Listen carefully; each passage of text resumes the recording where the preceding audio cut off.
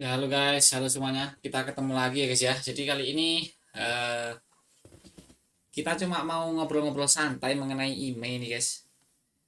Jadi banyak kasus atau komen yang tanya mengenai email. Mas, kalau mau daftar email tipe ini berapa? Tipe ini berapa? Karena sebelumnya kita pernah share masalah atasi email yang tidak terdaftar di Kemenperin guys ya. Nah, untuk saat ini, jadi untuk saat ini ya, kita udah sekitar 5 bulan atau berapa guys, udah nggak nggarap masalah email lagi, soalnya kita udah diperingatin sama temen yang bergerak di instansi kayak gitu, jadi nggak boleh ini email lagi ya. Dulu masih ada kayak bisa buka permanen dengan diakali bisa. Pernah kita sebutin untuk ganti identitas HP-nya, itu maksudnya adalah emailnya itu sendiri ya, pakai email yang terdaftar diganti, jadi emailnya diganti bisa. Itu yang pertama. Terus yang kedua itu memang didaftarkan via server guys. Jadi kalau dulu itu ada 3 macam ya, yaitu yang 3 bulan, 6 bulan, ya 3 bulan, 6 bulan, 12 bulan, 4 dan permanen guys. Jadi 4 macam, ada 4 macam dulu yang kita eksekusi guys.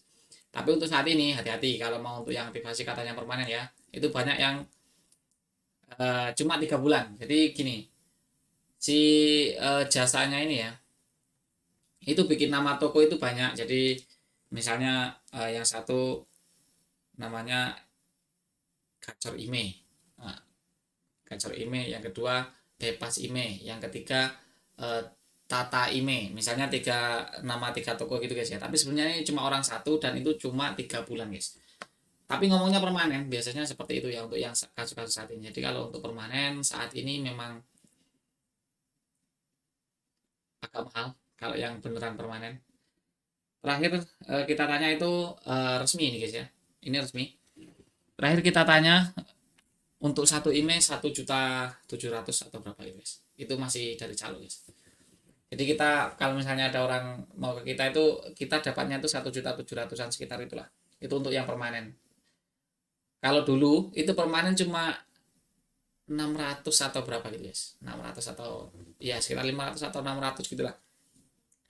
Tapi kalau sekarang udah nggak ini ya, udah nggak ada itu guys yang 600-an itu. Kalau dulu ada, enak, kita masih ada kayak jaringannya gitu. Itu secara server. Kalau selain server ya paling dia kali pakai UV, pakai UV box untuk yang teknisi pasti tahu ya. Untuk Samsung Z3X itu dia kali masih bisa. Tapi masalahnya sekarang itu yang bikin kita puyeng ya, yang bikin kita puyeng para teknisi itu, kalau masuk HP rusak itu sinyalnya nggak ada. Kalau sinyalnya nggak ada itu pusing lah, kalau kita itu pusing sekarang guys. Soalnya gini, mau langsung eksekusi ke hardware ya, mau langsung eksekusi ke hardware, nanti takutnya ini cuma masalah email. Mau ngecek email Kementerian udah nggak bisa ngecek guys. Ini udah 6 bulan, ya, hampir 1 tahun ini udah nggak bisa ini. Gimana masa perbaikan perbaikan email ini ya, perbaikan email Kementerian ini cuma untuk ngecek, kita tuh cuma pengen tahu ini emailnya ini terdaftar atau enggak gitu ya. Itu aja udah masih dalam ketidaknyamanan, ini masih dalam perbaikan server.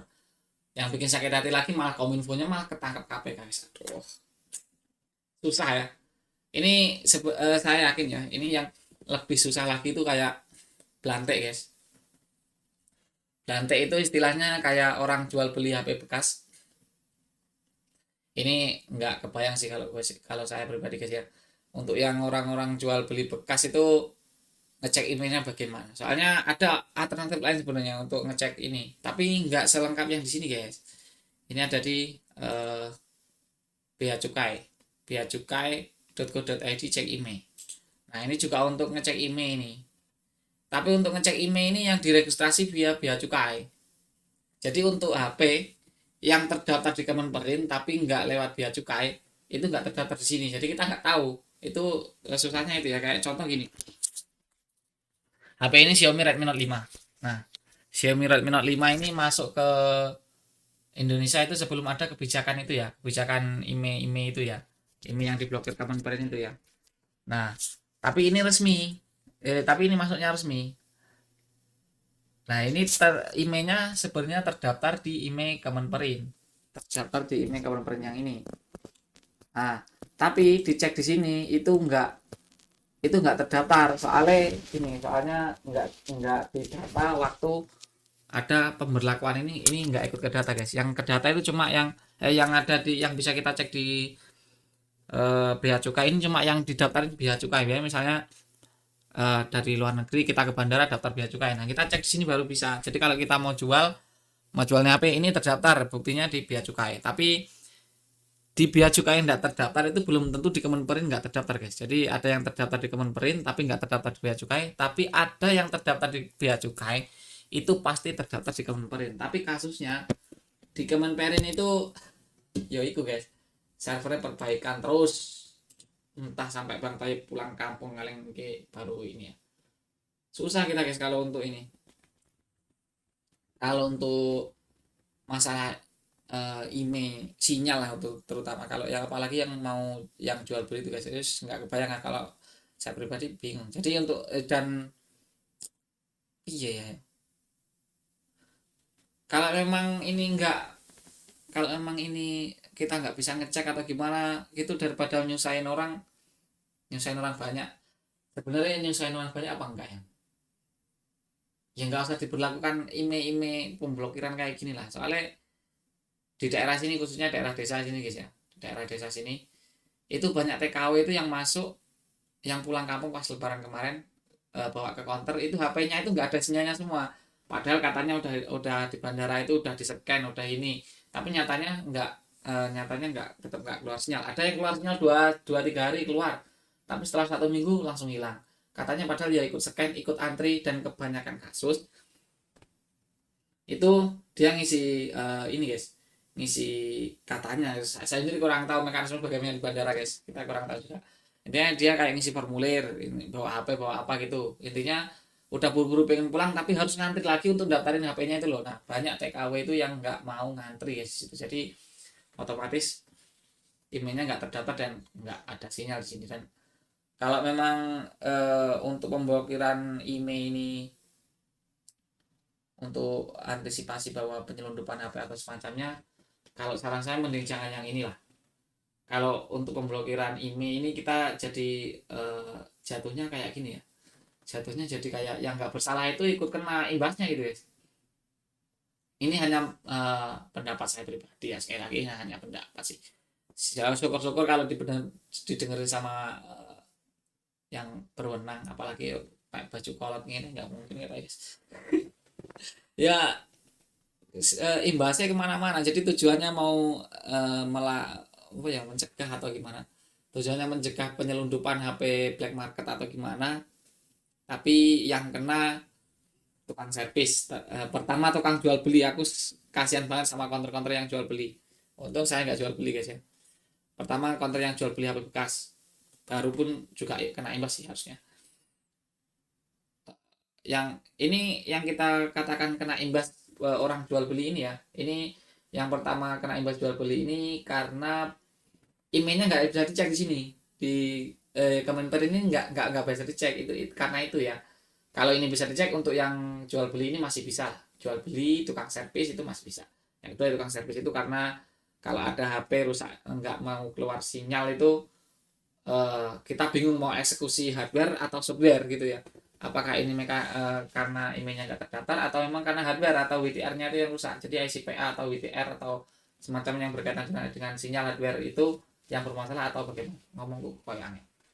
Terus dan kendalanya yang kedua kalau untuk yang tukang servis saya gini guys ya, ya kalau mau mastiin itu WTR atau masalah emailnya ya pakai smartphone ya, pakai CDMA.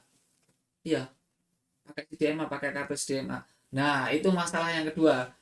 Di daerah sini itu nggak ada guys, yang ada sinyal di daerah punya kita itu sinyalnya yang ada cuma Telkomsel XL, Yosi Kutok, nggak ada yang lain. Indosat itu nggak ada di daerah sini, nggak ada Indosat nggak ada, adanya cuma XL sama Telkomsel. Jadi kalau XL sama Axis, ya sih XL, Axis sama Telkomsel. Daerah saya pribadi ya, daerah saya sini di daerah Dongko Tenggalek guys, itu Indosat nggak ada. Jadi jangankan smartphone, Indosat nggak enak loh. Indosat aja nggak keluar sinyal guys. Kita mau ngeceknya gimana ya, satu-satunya pakai email Kemenperin ini. Kalau kita udah cek email Kemenperin nggak terdaftar ya, saran ke user ini masalah email, jadi kan gitu ya, kita eksekusinya nggak mungkin keliru. Tapi kalau kita nggak tahu itu ya kemungkinan besar keliru guys. Yang sakit tangan kanan kena ular, kena ulat bulu gitu ya, kena ulat bulu yang gatal di sini, yang dikasih salep yang di dekat mata sini guys, ibaratnya. Jadi kan nggak nyambung, nanti itu malah tambah rusak nanti anunya HP-nya guys. Jadi yang bermasalah itu karena emailnya nggak terdaftar, yang kita benerin malah BTR-nya kan, jadi nggak ini guys, nggak sesuai lah. Jadi ya kalau untuk masalah email ini aduh, ngeluh semua guys. Dan pesan saya juga hati-hati untuk teman-teman yang mau transaksi masalah email ya, yang mau unlock email, daftarin email atau gimana itu. Sekarang modusnya kayak gitu ya, modusnya katanya permanen, tapi itu sebenarnya 3 bulan. Dan walaupun tokonya itu beda-beda, itu banyak yang satu guys. Jadi sekarang banyak kayak gitu. Kalau mau buka yang permanen, saran saya mending yang benar-benar dipercaya guys. Dan untuk saat ini sejauh yang saya ketahui ya, permanen untuk saat ini di atas 1 juta guys. Jadi kalau di bawah 1 juta itu udah fake nipu sih kayaknya. Tapi nggak tahu kalau ada yang bisa ya, siapa tahu punya orang dalam atau gimana. Ya itulah mengenai email guys, untuk saat ini gamblangnya seperti itu. Kalau untuk lebih ini nih lebih mantep kalau kita seorang teknisi itu diganti emailnya ya. Jadi kita pakai email HP yang lama, seperti ya HP Cekitet atau apalah, emailnya kita ganti sama ada lah pokoknya yang dibenerin. Walaupun nggak diganti email bisa keluar sinyal, itu pakai UV tapi dengan syarat yang chipsetnya MediaTek, itu bisa diakalin. Tapi kalau untuk daftar via server, teman-teman yang mau buka, yang mau unblock email via server, itu hati-hati, banyak yang itu ya, yang kita katakan tadi. Walaupun ini toko A, toko B, toko C, toko D, walaupun sampai toko D ada 4 toko berbeda nih, tapi sebenarnya yang punya orang satu, dan semuanya ini 3 bulan. Dan kalau garansi 3 bulan ini udah hilang guys, udah ditutup tokonya guys. Biasanya kayak gitu, ganti-ganti nama ya. Oke, jadi mungkin hanya itu seputaran email. Mudah-mudahan videonya ini ya setidaknya memberikan gambaran gimana rasanya kalau kesah dan kalau kesah seorang teknisi seperti saya. Dan siapa tahu pihak berwajib atau pihak berwenang mengetahui keluhan kita seperti ini, ambillah jalan tengahnya ya. Kalau misalnya memang untuk kalau misalnya memang untuk mengatasi yang black market seperti itu, pakai cara lain harusnya bisa sih, diperketat atau gimana. Tapi susah diperketat guys, bahaya ngomongin. Nah hanya itu aja guys ya, kita ketemu lagi di video berikutnya dan bye bye. Thank you semuanya, thank you.